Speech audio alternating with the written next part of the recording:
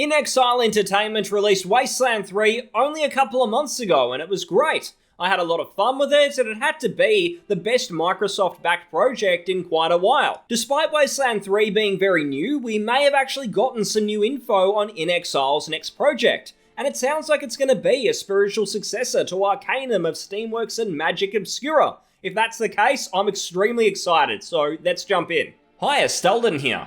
I'm a massive fan of Arcanum. I think it's got one of the most unique settings in a Western RPG or even gaming overall. There's a ton of games that do the sword and sorcery thing, and I imagine after Cyberpunk, assuming it's the big success that we're expecting, we're probably going to get a whole bunch of futuristic sci-fi stuff. But if what you want is something a little bit different, you want something with more of that steampunk focus, something that gives you that 19th century feel, then Arcanum is absolutely the way to go. Where Inxile Entertainment goes next has been something I've been thinking about for a little while, and to be honest, a few years ago I thought Wasteland 3 might actually be their last game.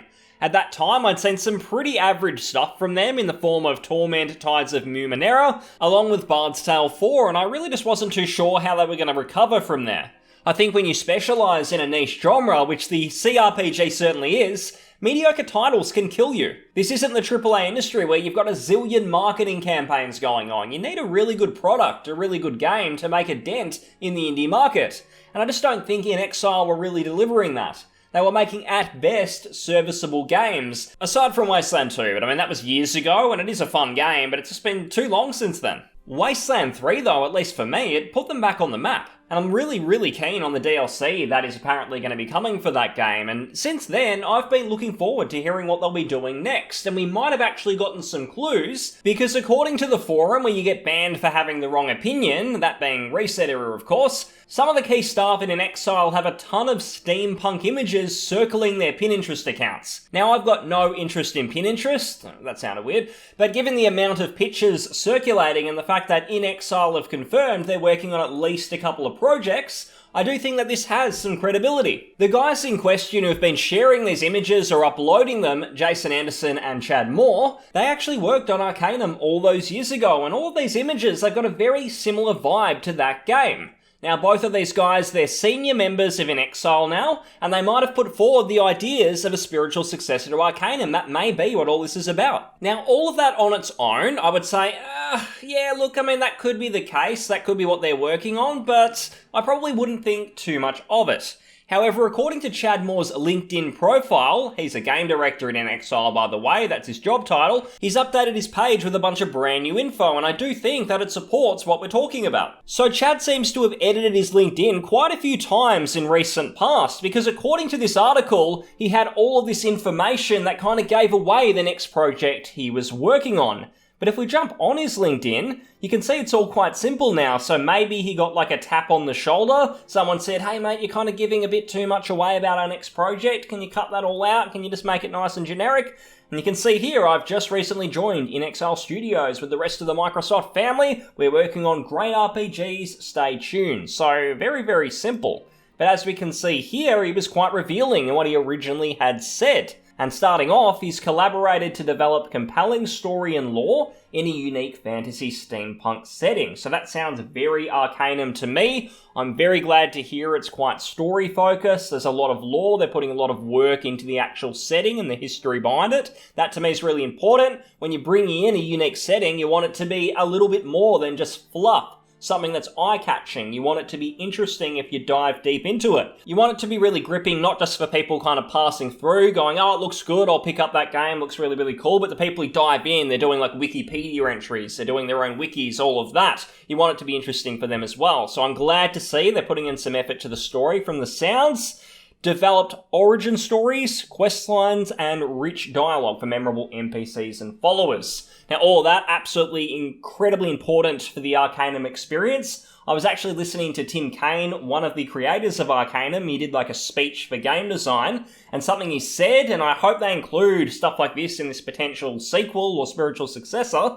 What he was talking about was when you would enter a shop, the shopkeepers would kind of acknowledge you in a unique way every time you came in. So it'd be like you go into the shop the first time, hello, haven't seen you before, how's it all going, what do you want to buy? And then you might head in later on, maybe you leave town, you come back and you go, oh, it's you again, how's it going? Yes, no, I'm glad you're back, maybe you'll get a 5% discount, I don't know. So I really like that dynamic way of going about it. Something I really enjoy in RPGs that I think is a little bit underdone is when you return to a town later on, often there's nothing to do there. It's like you clear out a hub, you do the couple of quests that are there, and then that town's kind of dead. There's no reason to go back. And I think that when you've got a world map, like Arcanum absolutely does, it's a really nice world map to go around and explore. I think when that option's there should be different times in the game where if you return back to an old town, maybe there's a quest, something's changed in the town since you've last been there, and it kind of mixes it up. So I'd love to see that kind of thing. And on the subject of the origin stories, I think that's quite cool if you can choose different classes,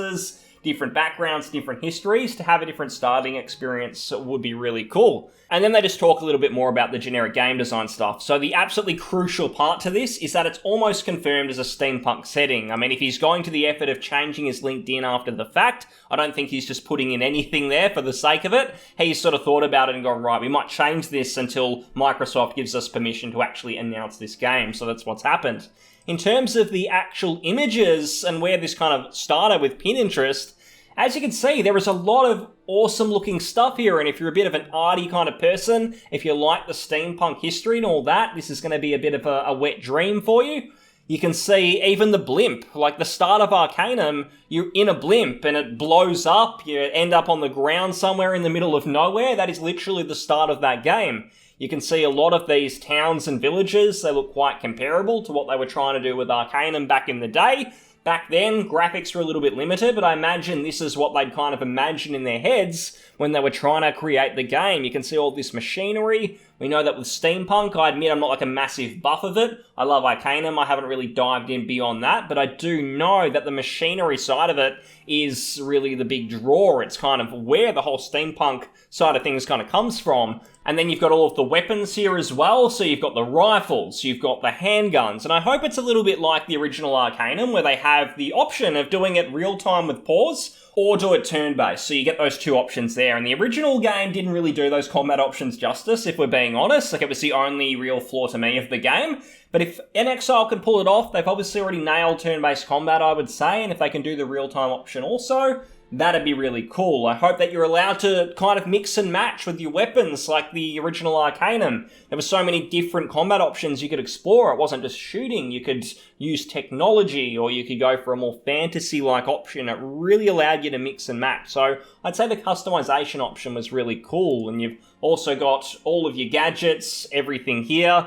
You've got your fashion, all of that stuff's here. All of that's really unique. So just looking at all this stuff, it gets me really excited that if this is what they're planning to come up with in the spiritual successor to Arcanum, I think they're off to a good start if this is what they're using as a reference point. Under Microsoft, my main concern is whether they'll push Inxile down a more mainstream direction. Even if I've found some of their games middling, they've done a pretty great job standing up as one of the few independent CRPG developers, and they're operating in America as well, which is really expensive and quite uncommon these days. To give you some context, here in Australia, we've got 0 game studios the size of Inxile, and it's not like they're huge AAA, they're not doing those sort of numbers staff-wise, they're probably more mid-sized. We don't have any studios doing those numbers. Everyone here is packed up and left our shores, and a lot of that is due to the price of operating, so even though Inxile they're not independent anymore, they've done a great job with things over the years. I only hope that Microsoft recognise that and don't try and turn them into just another generic RPG studio, because we all know that the whole open world action RPG formula seems to be really popular at the moment. That's what all the studios are doing. I'd say for now we're probably okay. Microsoft already have Fable in development. They've got Obsidian's Avowed. They've got Bethesda as well, so I really think there is room, even in a big company's portfolio, for good old CRPGs in that old school isometric style. What I'll say is Wasteland 3, it got me to subscribe to Game Pass. Nothing else was going to do that. I was looking at the release price on Steam. It was about $90 in my country when it came out, and I thought, no thanks. It's a few dollars a month for Game Pass. So I went, thank you very much, and I played it on there. And you know what? I cannot be stuffed unsubbing, so it's still sitting there, and you might call me a fool with my money, but I mean, Inxile gave them a subscriber, and if Microsoft keep letting studios like Inxile make games they're passionate about and give them sufficient time in the oven to deliver, then I'll absolutely stay subscribed. I'm happy to support that process. We also know that Inxile have yet another game in the pipeline, and I'd imagine that one, it's probably going to stay hidden away for a while. I guess that with us already seeing info about the Steampunk game, that means that one's going to be the next one coming up. So the follow-up to that one, I would say, who knows? It could be Wasteland 4. Wasteland 3, it seemed like a pretty decent success. I mean, it was critically praised. And I imagine a fair chunk of people with Game Pass would have checked it out. So it really would just be a matter of whether or not Microsoft themselves consider it to be that success, or whatever they kind of gauge their metrics on for that. Something else I've been thinking about is Inxile perhaps developing remakes of Fallout 1 and 2. Maybe they'll even throw them together in one package. They may change up the combat a bit to be more like Wasteland 3.